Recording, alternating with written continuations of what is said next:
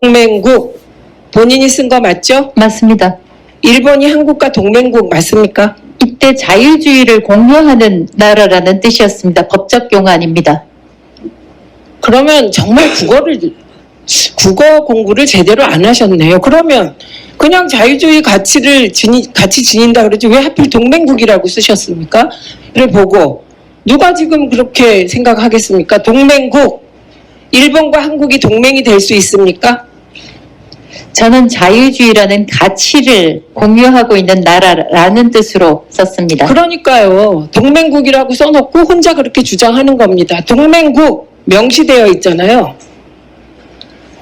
왜 그렇게 자꾸 본인이 써놓고 본인이 횡설수설 답변하고 그렇게 하면 저는 횡설수설 답변하지 않았습니다. 횡설수설입니다. 그게. 왜냐하면 여기 자유주의 동맹국 일본군 위안부는 강제적인 위안부였습니까? 자발적 위안부였습니까? 이게 논쟁적입니까? 답변하지 않겠습니다. 논쟁적인 사안이라는 것은 이게 뭐가 논쟁적입니까? 논쟁적인 사안이라는 것은 이 취소하고요. 사안이 누구와 논쟁하고 있습니까? 개인적인 사건에 대해서는 답변하지 않겠습니다. 이게 개인적인 사건이에요? 일본군 위안부가? 개별적인 사안에 대해서는 답변하지 않겠습니다. 말을 잘못했다. 일본군 위안부가 이거는 역사관에 대해서 묻는 겁니다. 뉴라이트세요? 전 뉴라이트 아닙니다. 그런데 왜 이걸 다 못하세요? 대한민국 국민이시죠? 대한민국 국민의 80%, 90% 가까운 분이 일본군 위안부는 강제적인 것이었다고 판단합니다. 그 90%에 해당하지 않고 나머지 10%에 해당합니까? 답변을 하지 않는다고 해서 제가 10%에 속하는 것을 뜻하지는 않습니다. 답변하세요 그럼. 답변하지 10%에 않겠습니다. 안 속하면 그럼 90%에 속한다는 뜻이잖아요. 모욕받았다고 생각하신 거예요? 내 구조가 이상하다는 의미가 상당히 듣는 사람들은 모욕을 느낄 것이라고 생각을 하고요. 그때 사과를 요구했지만 사과를 받지 못했고 그 외에도 헛짓거리라든가 잠깐만요. 일부 편파적으로 제가 모욕감을 느끼게 말씀하셨기 때문에 신상 발언을 아니할 수 없습니다. 일제의 반인륜적 만행, 이것은 전 세계적으로 반인륜적 만행으로 규정되어 있습니다. 강제적이었냐는 것에 대하여 답변도 못하고 그 순간에 제가 느낀 민족적 모욕, 정말 생각 패턴이 이상하다. 공직자윤리위원회에서 통보 받았습니까? 안 받았습니까? 공직선거법 위반 등의 혐의로 이 전 위원장에 대한 체포영장을 자택에서 집행했습니다. 이 전 위원장은 선거법 위반 혐의로 경찰에 고발된 상태로 알려졌습니다.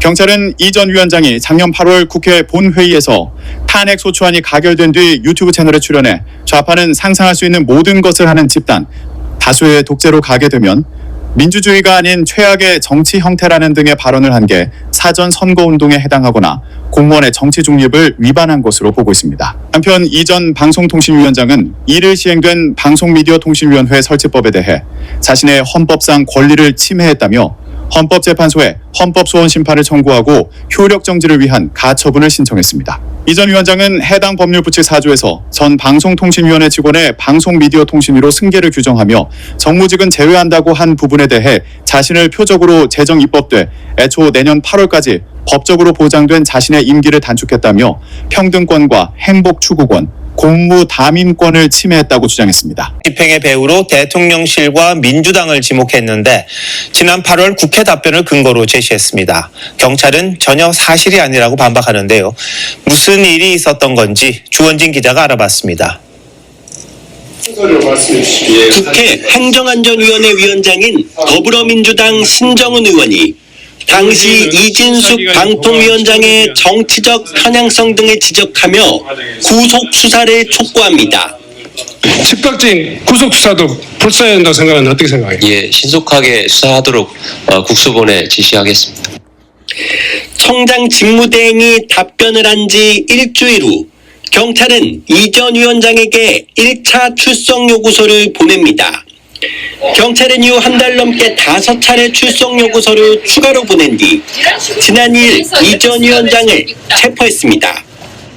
이 전 위원장은 어젯밤 SNS에 청장 직무대행의 답변을 언급하며 체포영장 신청은 대통령실과 민주당 경찰의 합작품이라는 강한 의심이 든다고 주장했습니다. 이재명이 시켰습니까? 정청래가 시켰습니까? 아니면 개딸들이 시켰습니까?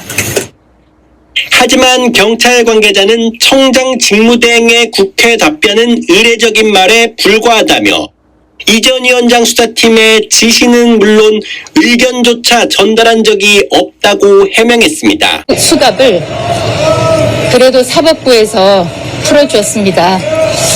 대한민국 어느 한 구석에는 민주주의가 조금이라도 남아있는 것 같아서 희망을 보고 있습니다.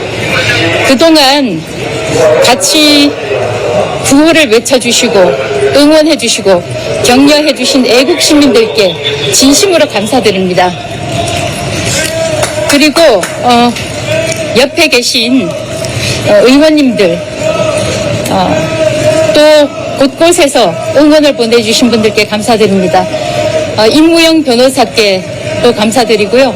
무엇보다도 앞서서 말씀을 드렸지만 재판장님께 감사드립니다.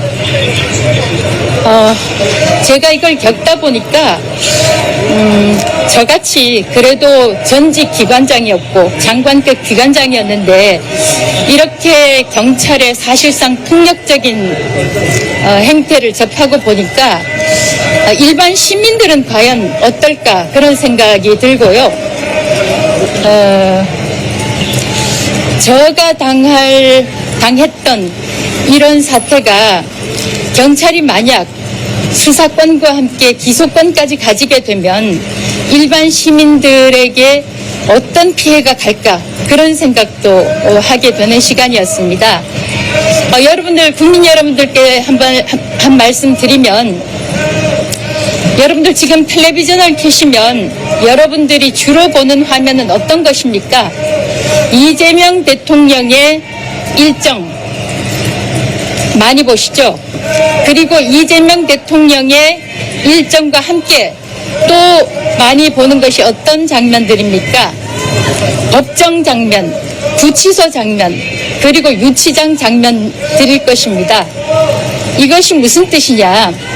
이재명 주권국가, 대통령 주권국가에서는 대통령의 뜻에 대통령 비위를 거슬리면 당신들도 법정에, 구치소에, 또 유치장에 갈 수 있다.